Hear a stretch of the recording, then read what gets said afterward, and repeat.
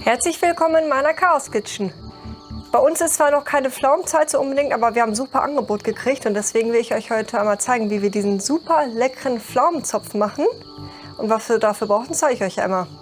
420 Gramm Mehl, ungefähr 600 Gramm Pflaumen, 70 Gramm geschmolzene Butter, 1 Teelöffel Salz, 8 Gramm Trockenhefe, 60 Gramm Zucker, 110 Gramm lauwarmes Wasser und 115 Gramm lauwarme Milch. Genau. Und ein Esslöffel oder ein Päckchen Vanillezucker. Ich würde sagen, wir fangen einfach mal an. Pflaumen zur Seite erstmal. Genau, wir lassen am besten erstmal die Hefe auch einmal kurz aufgehen. Dafür tun wir in die Schüssel mit der Hefe das Wasser. Und die Milch. Dann kann er drin bleiben. Und den Vanillezucker.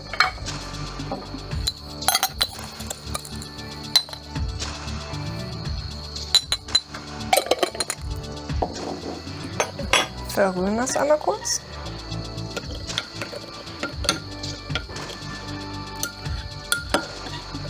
Lasst nie mal kurz so stehen. In der Zwischenzeit können wir schon mal den Zucker ins Mehl kippen. Ein Teelöffel Salz dazu. Mal so einen gut gestrichenen Teelöffel. Die Butter kann ja auch schon mal rein.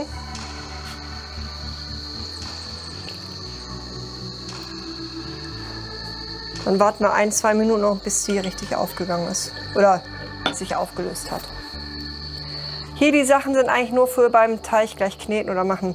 Das ist Mehl für, wenn der Teig zu feucht ist, weil manchmal passiert das je nach Mehl. Den Zucker habe ich mir hingestellt, weil die Pflaumen nicht ganz so süß sind, weil halt nicht so die richtige Saison ist. Die brösel ich mir dann einfach nachher drüber. Und das ist zum Zukleben gleich, das Wasser. Dann müssen wir kurz warten. Jetzt tun wir die Hefemischung zum Rest. Bei mir heißt das ja, ist Handarbeit gefragt.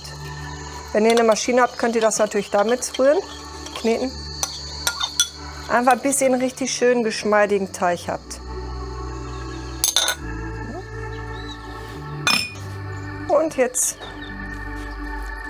erst ein bisschen verrühren und dann knete ich den Teig.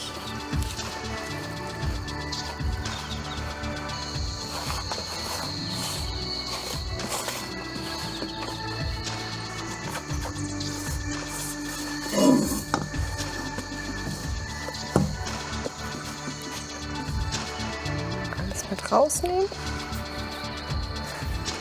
und kneten.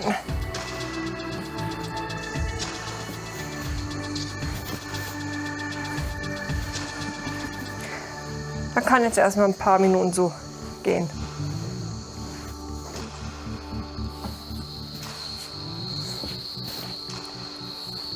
Eigentlich soll man ja Hefeteig gehen lassen. Wir lassen den jetzt nicht gehen, wir verarbeiten den nämlich direkt weiter. Und der kann gleich dann nochmal schön ruhen mit den Pflaumen drin. Jetzt müssen wir gucken, uns den Eimer so grob in 3 Stücke für das Flechten teilen. Habe es letztens mit der Waage gemacht, aber eigentlich ist das Schwachsinn.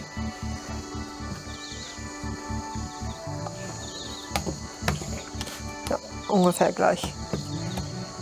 Jetzt ein bisschen Mehl auf die Arbeitsplatte. Ist echt warm heute. Ich knete mir das noch einmal kurz so. Ein bisschen Mehl drüber. Und dann ausrollen.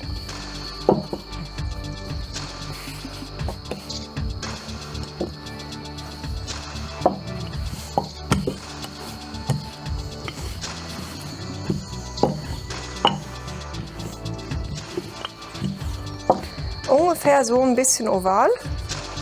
Jetzt müsst ihr hier auch gucken, ungefähr 1/3 davon da drauf tun.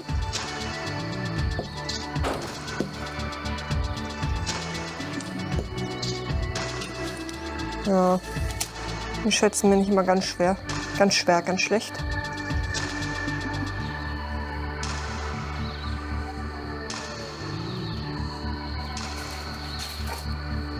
Jetzt kommt der Zucker zum Einsatz.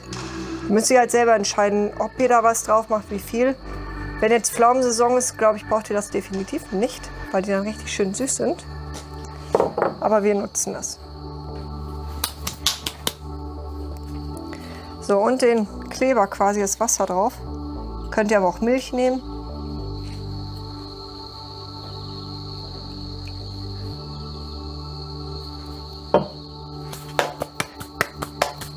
Zucker. Und einrollen. Eigentlich total simpel. Was eigentlich ist simpel.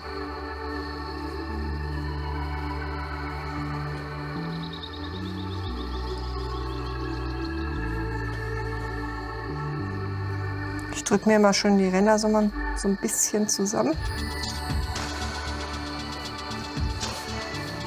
So. Die Enden drücke ich ja auch noch mal zusammen.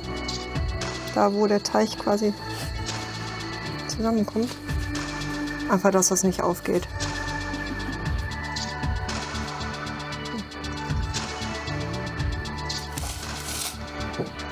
So. Ein bisschen Mehl hier auf das Backpapier, vorsichtshalber nochmal. Dann einmal drehen. Und die Hunde haben auch schon wieder Spaß. Legen wir uns erstmal hin und jetzt machen wir die anderen beiden noch und legen die erstmal daneben und dann flechten wir. Jetzt geht's ans Flechten. Zuerst einmal machen wir die Zipfel oben zusammen ein bisschen. Jetzt muss ich über Kopf denken. Ich versuche es mal wegen dem Flechten. Ja, der Zipfel hält schon nicht mehr so. Aber wie man flechtet, wisst ihr alle. Über Kopf ist das immer so eine Sache. Bei mir zumindest. So.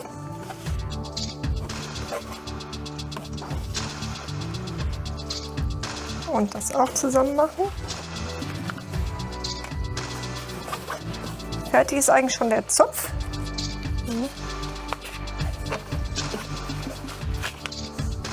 Der will nur nicht ganz so wie ich. So, den decken wir jetzt gleich ab und lassen den Dreiviertelstunde bis Stunde ungefähr gehen. Und danach pinseln wir den einfach nur mit ein bisschen Milch ein und dann kommt er in den Backofen. Dann sehen wir uns gleich wieder.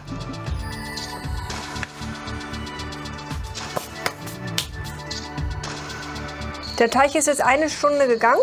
Jetzt streichen wir den noch mit der Milch ein. Ja, der Wind macht es ein bisschen schwer. Oh. Ja, das ist halt leider, kann da mal was kaputt gehen, aber schmeckt tut es ja trotzdem. Den Backofen habe ich jetzt schon auf 160 Grad vorgeheizt.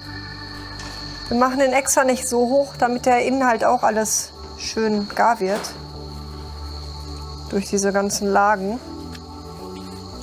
Und dann kommt er jetzt gleich ungefähr für eine Dreiviertelstunde im Backofen. Und wenn er zu dunkel wird von oben, zu schnell zu dunkel, einfach so ein Stück Alufolie drauflegen. Dann ist das nämlich viel besser.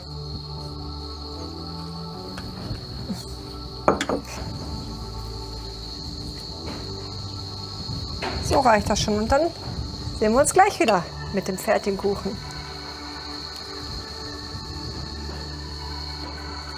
Unser Pflaumenhefezopf ist fertig. Jetzt fehlt eigentlich nur noch das Topping, der Puderzucker. Ich mache das einmal komplett überall drüber.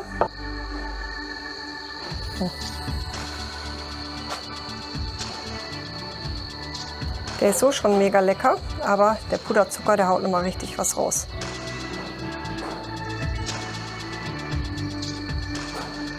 Leider ist er zu fein, als dass ich den mit dem Sieb benutzen kann. Ihr seht aber, der fliegt schon so weg. Wir haben heute nicht mal stürmisch.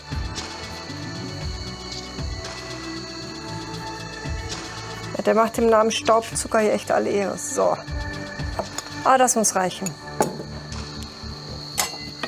Jetzt schneide ich euch einmal ein richtig schönes Stück ab, hoffe ich.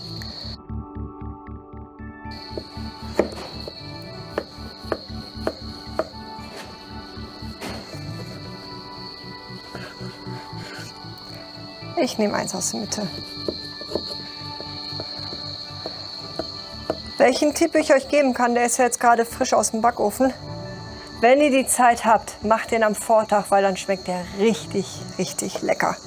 Wenn er schön durchgezogen ist. Wir haben den letztens schon mal gemacht und dann halt am nächsten Tag noch mal gegessen und der war, nee, ein paar Stunden später sogar, und der war so lecker. Jetzt kann das halt sein, dass er noch sehr saftig ist. Jetzt hoffe ich, ich kriege alles drauf. Oh, der ist sehr saftig.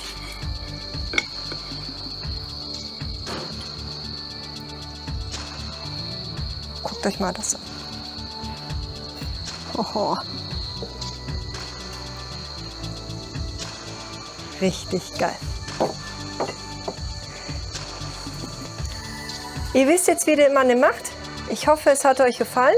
Gebt mir einen Daumen nach oben, lasst ein Abo da und wir sehen uns beim nächsten Mal. Ciao. Mega.